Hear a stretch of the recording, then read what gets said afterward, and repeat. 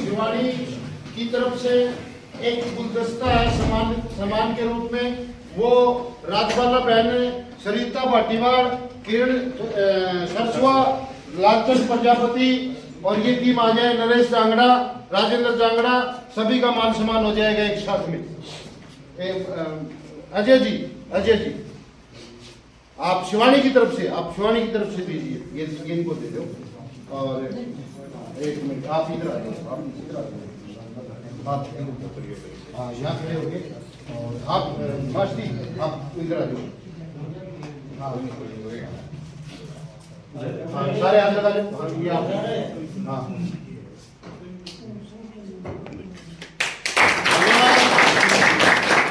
धन्यवाद साथियों। शिवानी की तरफ से हाँ एक बार और आइए, ये देवेंद्र नंबरदार, विपिन जी प्लीज जल्दी आइए। विपिन जी आइए, विपिन जी एमसी है।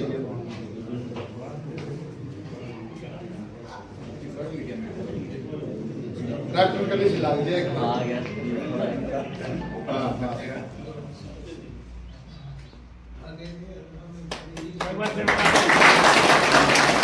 धन्यवाद शिवानी वासियों का स्वागत के लिए।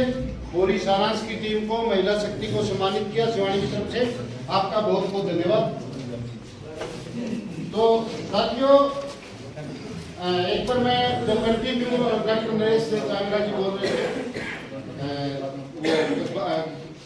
Please continue doctor Naresh Jangra, state secretary सारांश। माननीय वेद प्रकाश जी, लालचंद वर्मा जी, मंच पे सभी साथी, आप सभी को जय सिंधुवासी, जय भारत। मैं अपनी बात को फिर से कंटिन्यू करूंगा। तो मैं आपको कह रहा था कि महात्मा बुद्ध, बाबा साहेब भीमराव अंबेडकर या चाहे वेद प्रकाश भारती जी, हम जुड़े जो संगठन की बात है उसके ऊपर मैं कहना चाह रहा हूं कि एक विचार है, हमेशा एक विचार के साथ जुड़ के ही एक संगठन की ताकत बनती है। और आप एक विचार में अगर इकट्ठे होते हैं, संगठन से जुड़ते हैं, तो ही एक संगठन को बना पाते हैं। तो इसके लिए बहुत ज़्यादा जरूरी है, क्योंकि मेरा विषय विज्ञान रहा है, साइंस रहा है, तो मैं यहाँ आपको एक बात से जरूर आगाह करना चाहूँगा कि आप में से बहुत सारे साथी शिक्षित हैं, पढ़े लिखे हैं, ग्रेजुएट हैं, पोस्ट ग्रेजुएट हैं, पीएचडी भी हो सकते हैं, और मैंने यहाँ तक भी देखा है कि वो एमबीबीएस भी हैं या किसी प्रोफेशनल डिग्री से भी जो है।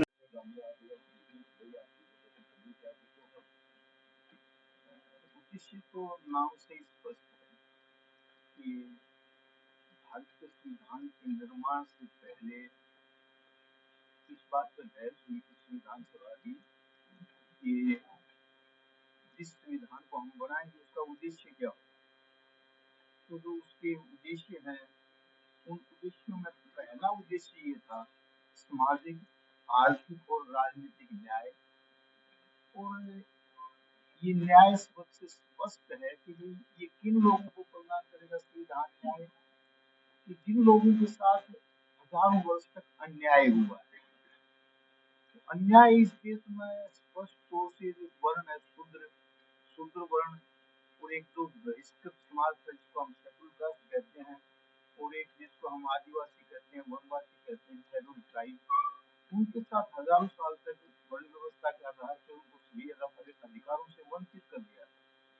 तो पहले यही उद्देश्य रखा गया था कि ये उन सभी लोगों को जिनको वर्ण व्यवस्था के आधार पर सामाजिक अन्याय जिनके साथ हुआ, आर्थिक अन्याय जिनके साथ हुआ, राजनीतिक अन्याय जिनके साथ हुआ, ये तीनों अधिकार जिन लोगों के वर्ण व्यवस्था के आधार पर छीन लिए गए थे, ये संविधान उनको वापस मेन स्ट्रीम में लेके आए।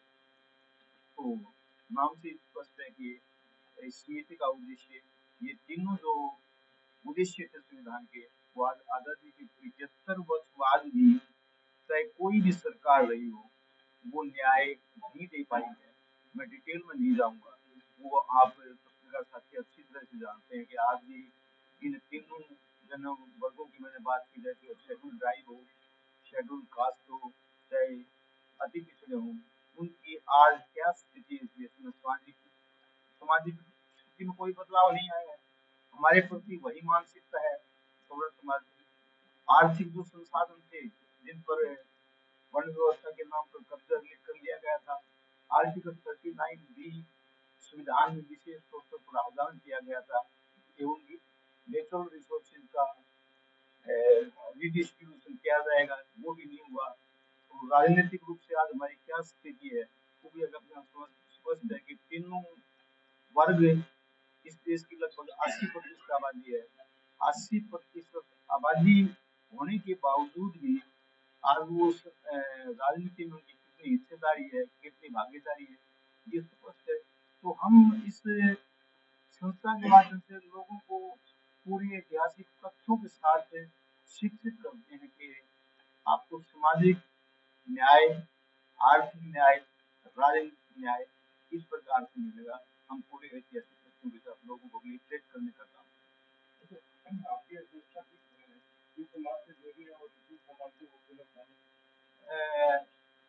विशेष तौर से हमारा मैंने सोचा कि पिछड़ा वर्ग, अति पिछड़ा वर्ग, तो शेड्यूल कास्ट के लोग और आदिवासी, इन पर हमारा फोकस है, क्योंकि पहला जो उद्देश्य संविधान का है वो इनके लिए ही निर्धारित किया गया था और उसकी पूर्ति आज तक नहीं हुई।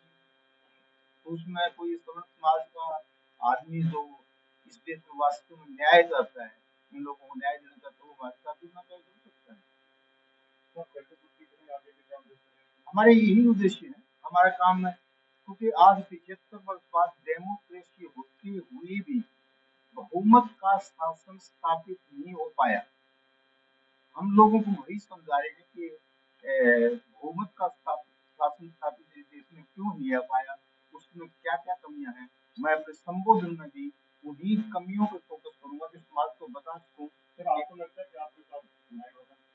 बिल्कुल स्पष्ट रूप से न्याय है। तो मानसिकता में हमारे प्रति कोई बदलाव नहीं हुआ है, ये आप भी जानते हैं, मैं भी जानता हूँ। मैं चाहे अपने आप को शिक्षित हूँ, आज आर्थिक रूप से मैं अपने आप को कुछ भी मानता हूँ, लेकिन मेरे सामने से वो सवर्ण समाज का कोई आदमी होता है तो मेरे प्रति उसका क्या दृष्टिकोण है, क्या मानसिकता, उसमें कोई बदलाव मैं नहीं देखता। तो सर मीडिया माध्यम से आगे हम प्रार्थना हमारी देश के संपूर्ण मीडिया से यही होगी कि मीडिया जो हमारी विचारधारा है, हमारी आइडियोलॉजी है, उसको जन जन तक पहुंचाने का काम करें, क्योंकि एक मीडिया वो साधन है जो हम परिवर्तन चाहते हैं। वो परिवर्तन एक पूरे के पूरे on the whole Bharatiya Samaj के लिए भी अच्छा है, क्योंकि अतीत में हजारों वर्ष तक विभिन्न आक्रमणकारियों का शिकार रहा, उसके पीछे जो मानसिकता रही सवर्ण और दूसरा जो एक वर्ग है उसके बीच में जो एक द्वेष का भाव रहा, उसका कारण रहा कि हजारों वर्ष तक ये गुलाम रहा। नहीं, अभी राजनीतिक, हम राजनीतिक उद्देश्य की पूर्ति के लिए लोगों को लिटरेट कर रहे हैं। हमारा एक राजनीतिक मंच नहीं है, हमारा आरएसवाद है, संविधान को लेके हम चले हुए हैं, सामाजिक न्याय, आर्थिक न्याय और राजनीतिक।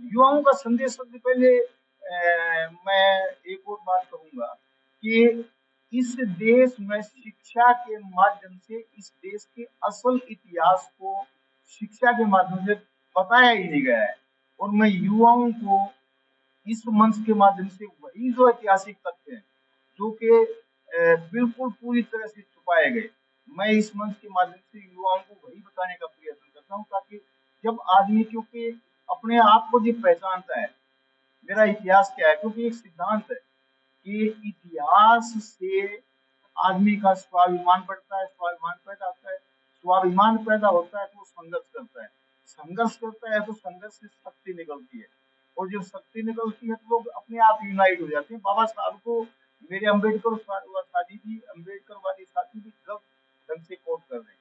बाबा साहब ने ये नहीं कहा था कि शिक्षित बनो, संगठित बनो, संघर्ष करो, उन्होंने ये कहा था कि शिक्षित बनो। जब आप शिक्षित बनोगे तो आपको अपने अधिकारों का पता चलेगा, और जब अधिकारों का पता चलेगा तो आप अधिकारों के लिए संघर्ष करोगे। और जब एक विचार के लोग इकट्ठे होंगे शिक्षित होकर, तो संतुलन तो अपने आप हो जाएगा। ये ठीक उसी तरह से जो दूध में घी है, घी जो है वो शक्ति है, वो कब निकलती है? संघर्ष के बाद निकलती है, या उसको बिलोने के बाद निकलती है, या पहले निकलती है? तो मैं युवा साथियों को यही कहूंगा कि अपने बारे में जानिए। आपका जो स्वाभिमान खत्म कर दिया गया, वो स्वाभिमान जागृत होगा तो आप निस्संदेह अपने सभी आपका जो आपके पूर्वजों ने इन्हीं कारणों से